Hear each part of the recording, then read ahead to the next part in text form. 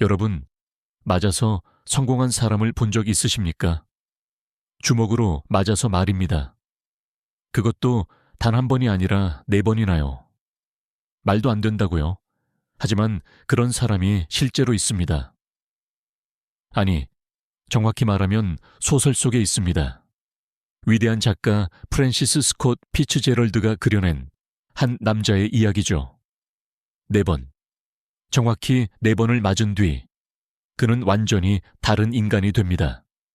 그리고 놀랍게도 그 4번의 주먹이 그를 진정한 부자로 만들었습니다.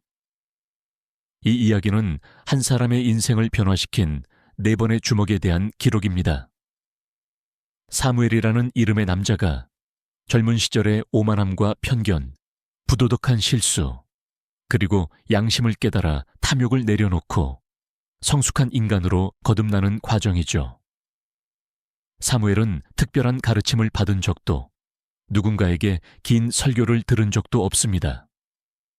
그저 사람에게서, 삶에게서, 그리고 주먹 한 번씩에 담긴 진실을 통해 아주 조금씩 변해갔습니다. 자, 이제 그의 이야기를 따라가 보겠습니다. 이야기의 주인공은 사무엘 메로디스입니다. 그는 아주 부유한 집안에서 태어나 부족함 없이 자랐습니다. 좋은 옷, 좋은 음식, 좋은 교육. 그가 원하는 건 무엇이든 손에 넣을 수 있었죠. 명문 기숙학교인 엔도버에 입학했을 때 사무엘은 자신감 넘치는 청년이었습니다. 잘생긴 외모에 세련된 매너, 그리고 타고난 귀티. 사람들은 자연스럽게 그에게 끌렸고 그는 학교에서 인기가 많았습니다. 그에게는 룸메이트가 한 명 있었습니다. 이름은 길리 후드. 길리는 솔직히 말하면 불평불만이 많은 학생이었습니다. 기숙사 방이 너무 춥다. 식당 음식이 맛없다. 교수들이 불공평하다. 늘 무언가에 대해 투덜거렸죠. 하지만 그의 불만 중 가장 큰 것은 바로 룸메이트 사무엘이었습니다. 사무엘의 무엇이 그렇게 마음에 들지 않았을까요? 잘생긴 외모, 부유한 집안, 사람들의 관심, 아마도 그 모든 것이었을 겁니다. 길리의 눈에 사무엘은 노력 없이 모든 것을 가진 불공평한 인생의 상징처럼 보였습니다. 어느 날 오후 사무엘이 도서관에 간 사이였습니다. 길리는 몇몇 친구들을 방으로 불러들였습니다. 그리고 시작되었죠. 사무엘에 대한 험담이. 저 녀석 봤어. 맨날 잘난 척이야. 맞아. 부자라고 뭐가 대단한지 모르겠어. 거만하기 짝이 없다니까. 우리 같은 애들은 안중에도 없는 것 같아. 재수 없어, 정말. 친구들은 길리의 침대에 둘러앉아 낄낄거리며 수다를 떨었습니다. 그런데 바로 그때였습니다. 문이 열리며 사무엘이 방으로 들어온 겁니다. 예상보다 일찍 돌아온 거죠. 방 안은 순식간에 조용해졌습니다. 사무엘은 자기 침대에 앉아있는 길리의 친구들을 보았습니다. 그는 무표정한 얼굴로 짧게 말했습니다. 나가줄래? 톤은 무뚝뚝했지만 특별히 무례한 것도 아니었습니다. 그저 자기 공간을 돌려받고 싶다는 평범한 요청이었죠. 하지만 길리의 눈에는 달랐습니다. 저것 봐. 역시 거만해. 우리를 쫓아내는 거야. 친구들이 어색하게 일어나 방을 나갔습니다. 그리고 사무엘과 길리 단둘이 남았습니다. 긴장감이 흘렀습니다. 길리의 얼굴이 붉어졌습니다. 그는 입을 열었습니다. 너 항상 그렇게 거만하게 구니? 사무엘은 당황스러웠습니다. 뭐? 무슨 말이야? 내 친구들한테 나가라고? 여긴 내 방이기도 하다고. 잠깐, 나는 그냥... 하지만 길리는 듣지 않았습니다. 그동안 쌓였던 질투와 열등감, 그리고 분노가 폭발하는 순간이었습니다. 복도에서 아직 나가지 않고 있던 친구들이 다시 문 앞으로 몰려들었습니다. 길리, 그냥 참지 마. 본때를 보여줘. 네가 져서는 안 돼. 친구들의 부추김에 길리는 더욱 흥분했습니다. 그리고 마침내 쾅! 길리 후드가 사무엘에게 주먹을 날린 겁니다. 사무엘은 바닥에 나뒹굴었습니다. 턱이 얼얼했고 입안에서 피맛이 났습니다. 하지만 육체적인 아픔보다 더 큰 충격은 마음속에서 일어났습니다. 그는 태어나서 처음으로 깨달았습니다. 심하게 미움을 받으면 견딜 수 없을 만큼 불안하다는 사실을 말입니다. 지금껏 그는 자신이 우월하다고 믿었습니다. 사람들이 자신을 존경하고 부러워한다고 생각했죠. 하지만 아니었습니다. 사람들은 그를 싫어했습니다. 경멸했습니다. 그리고 그 사실을 직면하는 순간 사무엘은 무너져 내렸습니다. 이 첫 번째 주먹에서 그는 오만함의 대가를 배웠습니다. 물론 이 한 번의 주먹으로 그가 완전히 달라진 건 아니었습니다. 그는 자신의 거만한 본성을 숨기는 법을 배웠을 뿐이죠. 남들과 적당히 어울리는 법을 익히며 학교 생활에 적응해 나갔습니다. 표면적으로는 친절하고 사교적인 학생이 되었지만 여전히 속마음 깊은 곳에는 특권 의식이 자리 잡고 있었습니다. 하지만 아직은 척하는 것에 불과했죠. 진짜 겸손을 배우기엔 그는 여전히 너무 젊고 어리석었습니다. 시간이 흘러 사무엘은 프린스턴 대학생이 되었습니다. 첫 번째 주먹 덕분에 겉으로는 매너 좋은 인기남이 되었지만 속에는 여전히 특권 의식이 꿈틀거리고 있었죠. 부유한 친구들과 어울리고 멋진 파티에 다니고 자신이 엘리트 계층에 속해 있다는 사실에 도취되어 있었습니다. 어느 날 밤 2명의 친구들과 어울려 철도 마차에 탔을 때였습니다. 늦은 시간이라 자리는 꽉 차 있었고 한 노동자 차림의 남자가 그의 옆에 앉아 있었습니다. 땀과 기름 냄새가 진동했고 거친 작업복을 입은 그 남자는 피곤한 듯 눈을 감고 있었습니다. 그때 4명의 여성이 마차에 탔습니다. 사무엘과 그의 친구들은 신사답게 3명의 여성에게 자리를 양보했습니다. 어서 앉으세요. 천만에요. 괜찮습니다. 우아한 몸짓, 세련된 말투. 완벽한 신사의 모습이었죠. 하지만 문제가 있었습니다. 여성이 4명이었는데 자리는 3개뿐이었던 겁니다. 사무엘과 친구들은 옆에 앉아있던 노동자를 쳐다보았습니다. 당연히 그도 자리를 양보해야 한다고 생각했죠. 하지만 그 노동자는 움직이지 않았습니다. 눈을 감은 채 지친 몸을 의자에 기댄 채로요. 술기운과 특권의식에 취해 있던 사무엘은 참을 수가 없었습니다. 그는 마차에서 내려 그 노동자를 뒤따라가며 비웃기 시작했습니다. 저런 매너 없는 자식, 교양이라곤 찾아볼 수가 없군. 여자에게 자리도 안 양보하다니 사람이 그게 뭐야. 역시 노동자들은 뭘 가르쳐줘도 소용없어. 친구들도 낄낄거리며 웃어댔습니다. 하지만 그 노동자는 웃지 않았습니다. 비웃음의 분을 이기지 못한 그는 사무엘에게 주먹을 날렸습니다. 2번째 주먹이었습니다. 땀과 기름에 절은 작업복을 입은 그는 사무엘을 노려보며 이렇게 말했습니다. 이봐 젊은이, 나는 하루 종일 뼈 빠지게 일했어. 새벽 5시에 일어나서 밤 9시까지 공장에서 쇳덩이를 나르고 기계를 돌렸다고. 네 녀석이 내가 얼마나 힘들게 일했는지 알기나 해. 네가 내 고단함을 아냐고. 나도 자리를 양보하고 싶었어. 하지만 나의 다리는 더 이상 서 있을 힘이 없었단 말이야. 너처럼 학교 다니면서 편하게 사는 애들은 절대 모를 거야. 얼얼한 턱을 감싸주며 사무엘은 멍하니 그 노동자를 바라보았습니다. 그 순간 그는 깨달았습니다.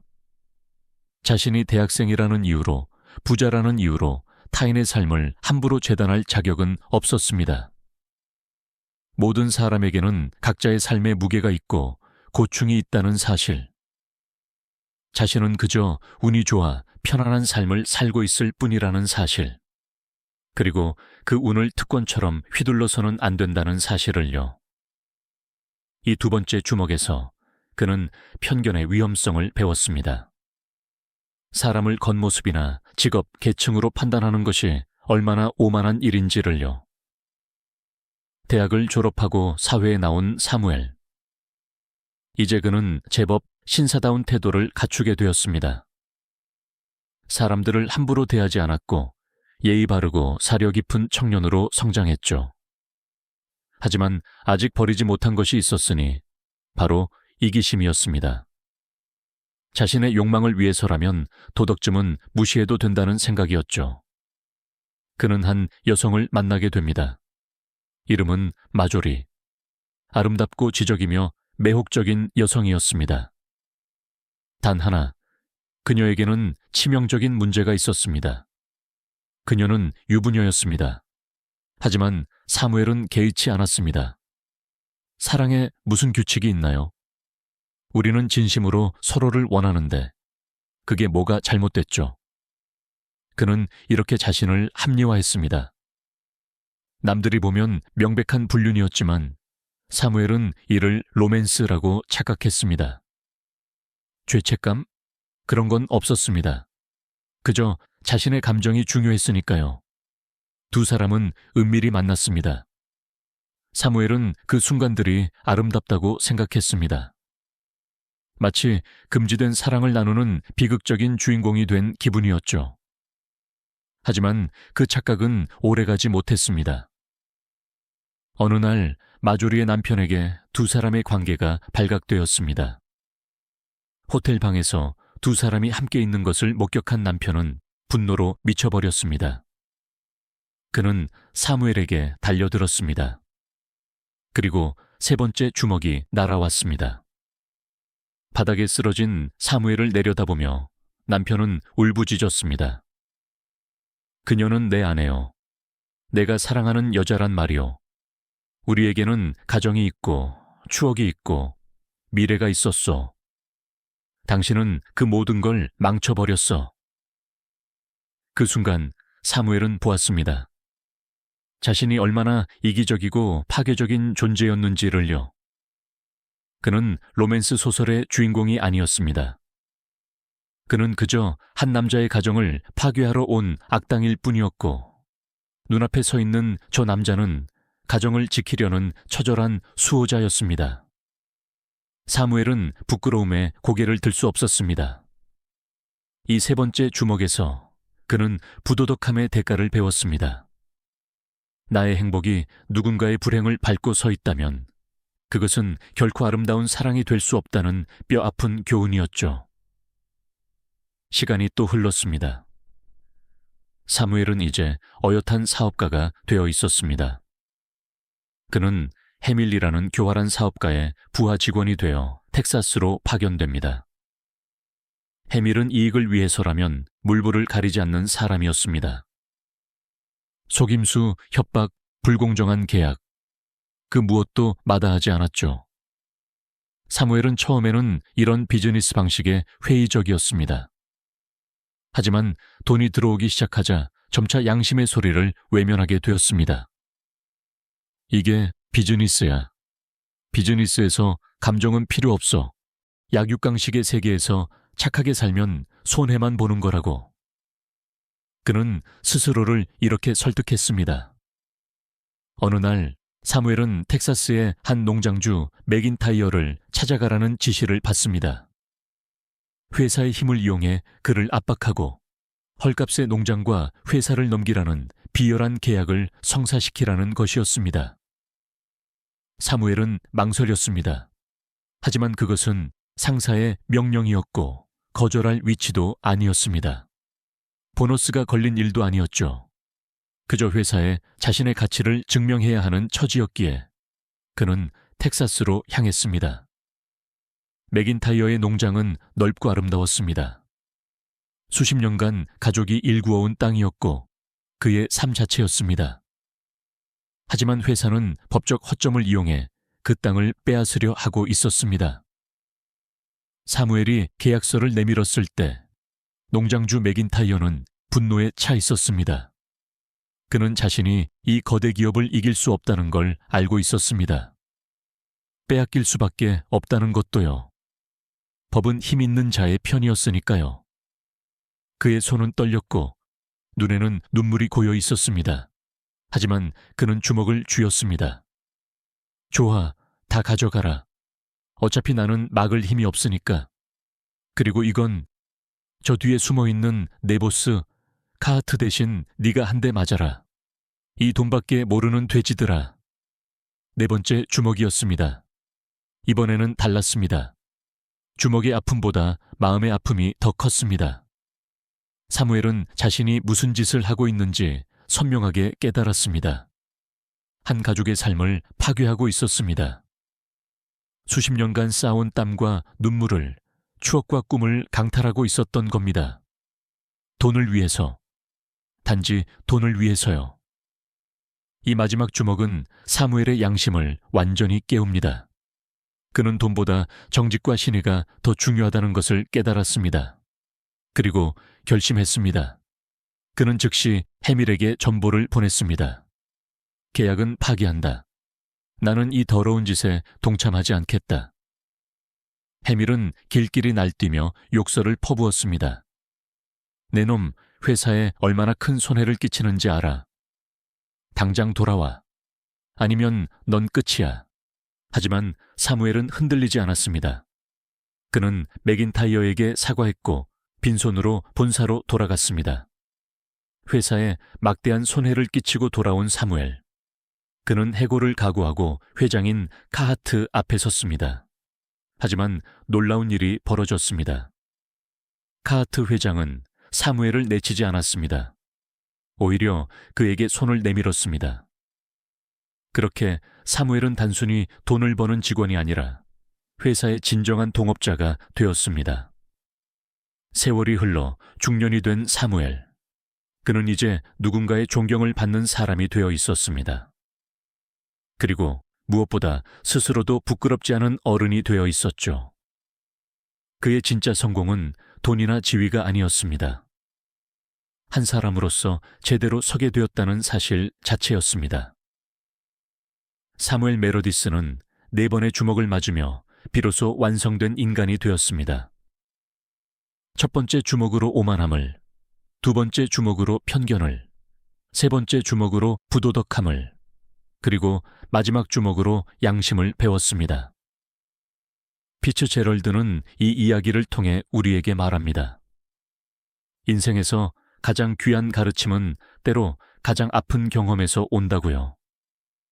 돌이켜보면 우리를 성장시킨 건 칭찬과 성공보다는 뼈아픈 실패와 부끄러웠던 실수, 그리고 세상이 날린 매서운 주먹들이었을지도 모릅니다. 그때는 그게 왜 나에게만 일어나는지 원망스러웠지만 그 상처들이 암으로 굳은 살이 되고 그 굳은 살이 지금의 단단한 여러분을 만들었습니다. 혹시 여러분도 인생에서 주먹을 맞은 경험이 있나요? 누군가에게 거절당하거나 실패하거나 창피를 당하거나 크게 잘못을 저지른 경험 말입니다. 그 순간엔 세상이 무너지는 것 같았겠죠. 하지만 지금 돌아보면 어떤가요? 그 경험이 여러분을 더 나은 사람으로 만들지 않았나요? 피츠제럴드의 소설은 우리에게 말합니다. 실수를 하지 않는 것이 중요한 게 아니라 그 실수로부터 무엇을 배우느냐가 중요하다고요. 완벽한 사람은 없습니다. 우리 모두는 때로 오만하고 편견에 사로잡히고 이기적이고 양심을 저버리곤 합니다. 중요한 건 그 순간을 직면하고 배우고 성장하는 것입니다. 혹시 지금 인생의 또 다른 시련 앞에 서 계신가요? 누군가와의 갈등, 실패의 아픔, 선택의 기로. 어쩌면 그것은 우리를 더 근사한 사람으로 만들기 위한 인생이 보내는 5번째 선물일지도 모르겠습니다. 사무엘이 4번의 주먹으로 완성된 것처럼 우리도 인생의 시련들을 통해 조금씩 성장해 나갑니다. 그리고 언젠가는 우리도 뒤돌아보며 말할 수 있을 겁니다. 그때 그 아픔이 나를 만들었다고요. 오늘 이야기는 여기까지입니다. 긴 이야기 끝까지 들어주셔서 감사합니다. 여러분 모두 삶의 주먹을 지혜로 바꾸는 멋진 사람이 되시길 바랍니다. 감사합니다.